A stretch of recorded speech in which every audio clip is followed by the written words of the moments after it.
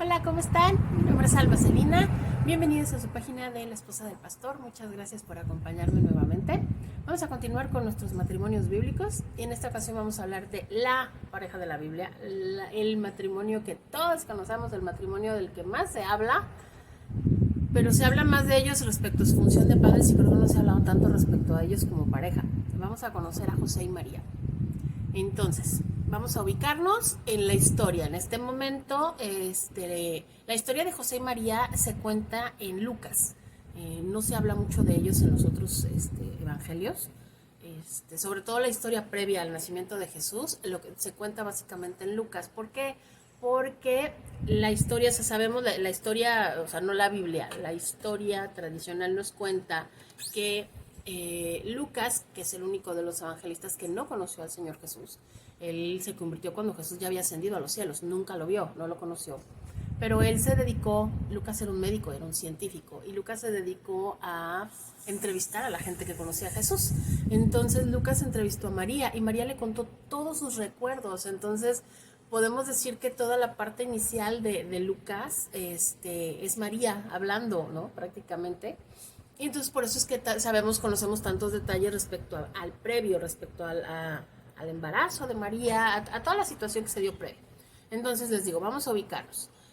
La Biblia no nos dice qué edad tendrían José y María cuando se comprometieron. Cuando los conocemos, o sea, cuando nos los presentan, José y María están comprometidos para casarse.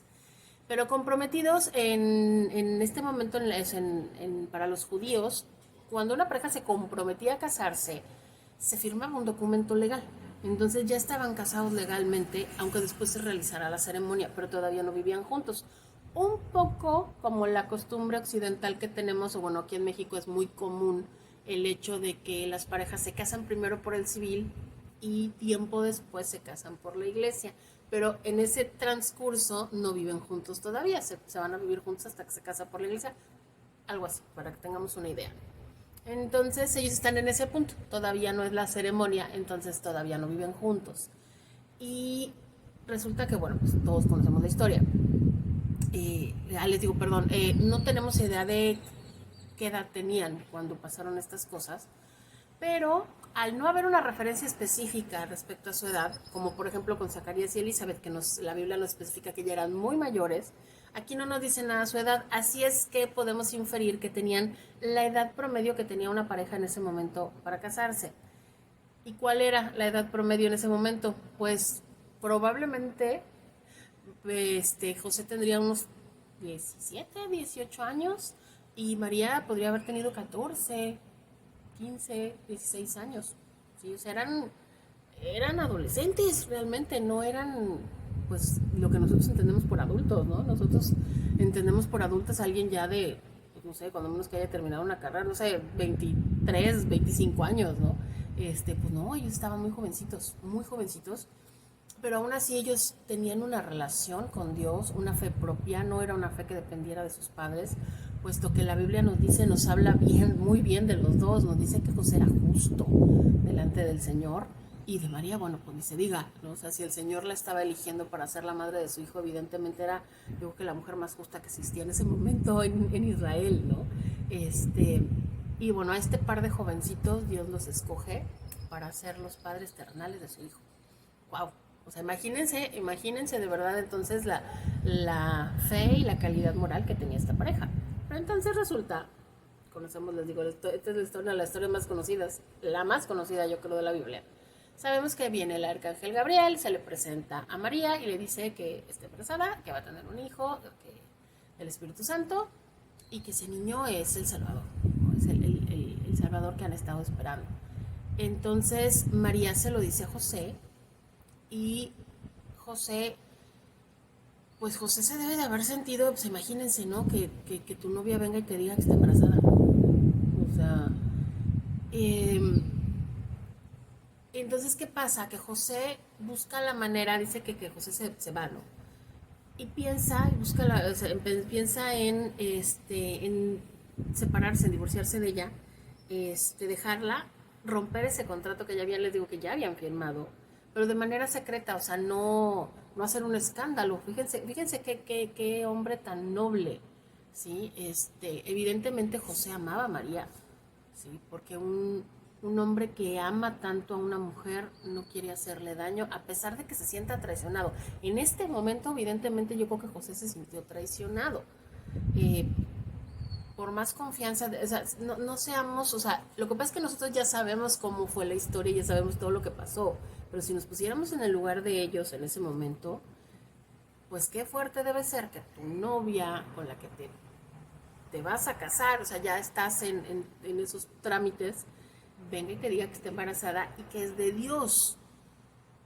O sea, la verdad sí debe de haber sido, pues, un impacto en cuanto a, pues, honestamente, de quién te va a creer eso, ¿no?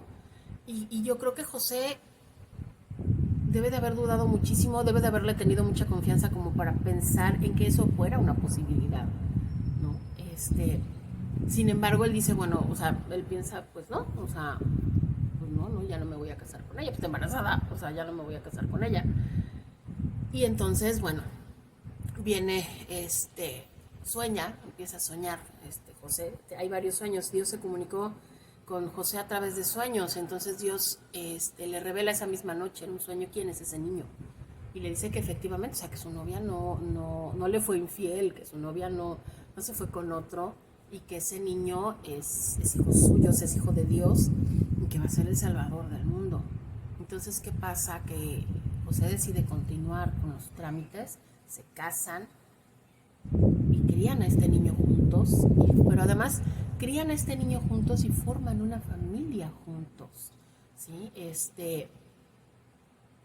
En José, el hecho, o sea, obviamente al momento de que Dios le reveló quién era este niño, la misión que tenía, o sea, imagínense, yo creo que a lo mejor de repente por algún momento, ay no sé, a los dos les debe de haber dado así un puntito de pánico de quién es este niño. No es un niño, o sea, si a cualquier papá, a muchísimos papás, les da pánico cuando se enteran, es el primer momento en el que se enteran que van a tener un bebé, porque es criar a otra persona, es formar a otro ser humano. Aquí están hablando del Hijo de Dios, no es cualquier ser humano. Entonces, híjole, debe de haber sido súper fuerte. Y les digo, pero además les digo, esto debe de nos habla de la calidad de personas que eran, de la fe que tenían, de la obediencia, de, o sea, obedecieron, de obedecer y de confiar en Dios, de que las cosas iban a salir bien, de que podían hacerse cargo de este niño, de que podían formarlo. Es un panorama súper fuerte para gente tan joven, ¿sí? Debe de hacer esto, ¿no? Y también, no sé, me gustaría que contemplemos, obviamente siempre, digo, y está bien, ¿no? A María pues se le admira y se le exalta por el papel que cumple, ¿no? De que el Señor la escogió para ser la madre de su hijo. Pero también pensemos en José, les digo, pensemos en José, que era un hombre justo, como dice la palabra, pero que además está bien, debe de haber sido, evidentemente fue un hombre extraordinario para que Dios lo escogiera, para que fuera el hombre que fuera el padre de su hijo aquí abajo en la tierra, para que fuera el hombre que lo formara en sus primeros años de vida, para que fuera un hombre, también pensemos en esto, para que fuera un hombre fuerte, un hombre, o sea, evidentemente José más bien era un hombre fuerte, era un hombre que siempre caminó con la cabeza en alto, en la seguridad de que él no hizo nada malo, al contrario, por esto, porque imagínense cómo debieron de haberlo señalado. Si en este momento todavía de repente en las, para la sociedad más conservadora, todavía es algo de qué hablar, ¿no? El hecho de que una pareja se casa porque se embarazó la muchacha, es algo de lo que se habla. Imagínense hace 2000 años, hace 2020 años, evidentemente deben de haber, además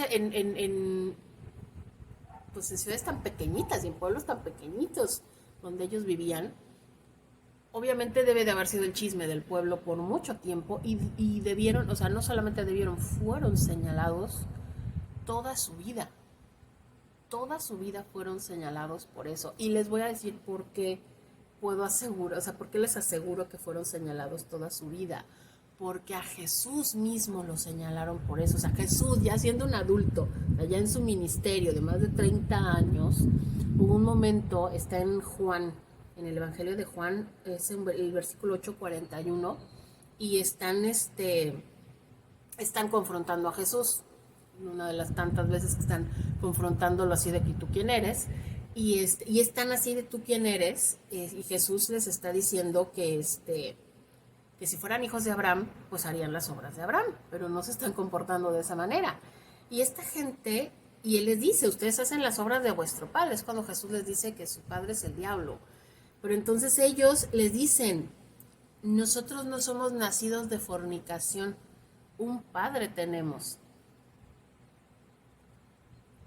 Traducido a palabras modernas es, o sea, nosotros somos legítimos, o sea, sí, o sea, entonces si eso se lo dijeron a Jesús, ya grande, imagínense lo que no les habrán dicho a José y a María toda su vida, toda su vida. Entonces, José y María se enfrentaron a burlas, a señalamientos, a maledicencias, a todo, o sea, a cosas negativas, a cosas muy negativas, toda su vida. Por este niño. Por este niño, porque sabían quién era, pero además por fe, por obediencia a Dios, por confianza con Dios. Sí. Entonces, yo quiero tomar ese punto, y esa característica. No sabemos exactamente cuántos años estuvieron casados, no sabemos cuántos años, porque para cuando Jesús ya es un adulto, la Biblia no nos habla, la Biblia nos habla de Jesús cuando era un bebé, o sea, cuando de la parte previa, luego cuando Jesús era un bebé, después no volvemos a saber de Jesús hasta los 12 años, cuando se pierde en el templo, bueno, no se pierde, cuando él se queda en el templo, y sus papás se dan cuenta que ya no está, pero cuando ya se habían ido, y regresan por él.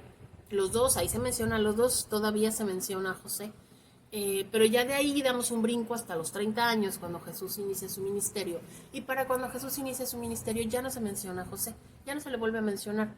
Asumimos evidentemente que José murió en algún punto entre los 12 y los 30 años de la edad de Jesús. No sabemos cuántos años vivieron como familia, pero el tiempo que hayan vivido juntos deben de haber sido una familia fuerte, debe de haber sido, les digo, una familia fuerte, una familia cimentada en Dios, una familia con confianza, con fe, con una fe inquebrantable, perdón. Y Jesús tuvo el mejor ejemplo, el mejor padre terrenal que pudo tener. Dios por eso lo escogió, ¿no? Lo que le digo, porque José en ningún momento se achicó, José en ningún momento se acobardó. O sea, cuando José tuvo el respaldo de Dios, cuando Dios le dijo, esto es lo que está pasando, o sea, estos son mis planes, José ya no volteó para atrás. No volteó para atrás. ¿No? Y si ahora conoce, digo, no ahora, no sé, hay hombres que no son capaces de lidiar con el hecho de que están teniendo hijos propios y salen corriendo. Ahora imagínense cuando sabes desde el principio que ese niño no es tuyo biológicamente y ahí te quedas porque sabes qué es lo que Dios está pidiendo de ti, ¿no? De veras, son un matrimonio ejemplar. No solamente pasan a la historia por haber sido los padres terrenales de Jesús, sino porque son un matrimonio ejemplar, de fuerza, de fe. Y les digo, yo me quiero agarrar de eso para que esa sea la enseñanza. Esa es la enseñanza que yo quiero que tomemos de ellos en este momento, de José y de María. Si tú y tu esposo están convencidos de que el Señor los está llamando, de que el Señor les tiene un ministerio, un ministerio no tiene que ser, ojo, los ministerios no tienen que ser ministerios activos dentro de la iglesia. No estoy diciendo, a lo mejor tu esposo tiene llamado para pastor o para diácono, pero no necesariamente es eso. A veces Dios nos puede llamar a muchas cosas. Entonces, cual sea el llamado que ustedes están seguros de que Dios les está haciendo, no permitan que lo que dice la gente los desvíe. No permitan que si la gente se burla, que si la gente los señala, que si la gente duda, que si la gente se cuestiona, realmente que lo que están haciendo viene de parte de Dios, que lo que están haciendo tenga coherencia, sea correcto. Si ustedes están seguros, después de haber orado muchísimo, obviamente, pero si ustedes están seguros, convencidos al 100% de que el camino que tienen delante de ustedes es de Dios, o sea, viene de parte de Dios, un llamado a un ministerio, una decisión personal, una decisión familiar, háganlo sin escuchar. No escuchen a la gente, no escuchen al mundo. Si Dios ya habló para sus vidas, ya. No escuchen, no pidan consejos, o sea, ya. En el momento en el que ustedes como matrimonio decidan obedecer a Dios y dar el paso que Dios les está pidiendo, aíslense de lo que el mundo les pueda decir, como evidentemente lo hicieron José y María. Ellos debieron de haber así oídos sordos a lo que decía la gente y adelante a formar esta familia con este niño tan importante. Pero además les digo que además Dios les permitió formar una familia, porque Jesús no fue su único hijo. La Biblia nos menciona, conocemos a 4, sabemos que Jesús tuvo por lo menos 4 hermanos varones y además tuvo hermanas mujeres. No sabemos cuántas hermanas mujeres, pero hermanos varones tuvo 4. La Biblia nos menciona, nos dice que Jesús tuvo hermanos. Les digo, menciona cuando menos a los 4 varones. Está en Mateo 13:55 y nos dice, no es este el hijo del carpintero, no se llama su madre María y sus hermanos Jacobo, José, Simón y Judas. Entonces, lo que les digo, Dios los premió con más hijos, con formar una familia, con hijos que además también fueron hijos que tuvieron una fe, fueron hijos que tuvieron que pasar por un camino también personal para creer en su hermano. Eso creo que merecería otro creo que merecería otro estudio, ¿no? Qué peso tan enorme debe de haber sido ser hermano de Jesús.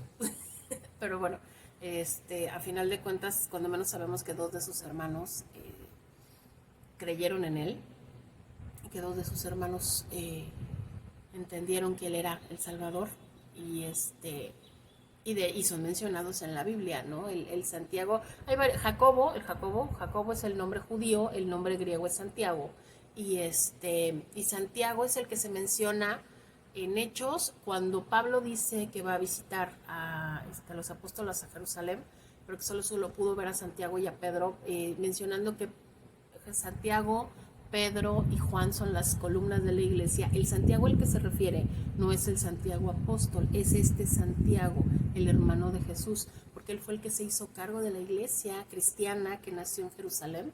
Él se hizo cargo de esta iglesia. Y el otro hermano, el más pequeño, Judas, es el autor de la carta de Judas, uno de los últimos libros de la Biblia, una carta muy pequeñita, muy chiquitita. En esa carta se identifica como hermano de Santiago, pero no se identifica como hermano de Jesús, sino como siervo del Señor, porque ellos han entendido que Jesús es una persona muchísimo más grande que solo su hermano, ¿no? Pero son sus hermanos. Entonces, y les digo, yo creo que esta es la recompensa que el Señor les permitió, una familia fuerte, una familia fundada en Él, y obviamente pues la satisfacción de ver que su hijo, que cumplieron como padres a pesar de todos los llamamientos, de todos los señalamientos, de todas las burlas, de todas las cosas feas que les pudieron haber dicho en el camino. Entonces, sean como José y María. Les digo, el Señor les ha dado una instrucción y ustedes ya están determinados a seguirla, adelante. Y que no les importe nada de lo que escuchen. Nada. No escuchen, más bien, lo que se les diga. No lo tomen en cuenta, solo la voz de Dios y adelante, como ellos lo hicieron. ¿Sí? Bueno, pues muchísimas gracias por acompañarme, gracias por estar aquí. Ya vamos a terminar, ya casi estamos terminando con esta serie de matrimonios. y luego ya viene otra serie que también creo que les va a resultar muy, muy interesante. En el próximo video les platico de qué se va a tratar. Pero muchas gracias por acompañarme. Yo soy Adema Celina, la esposa del pastor. Dios les bendiga mucho. Bye.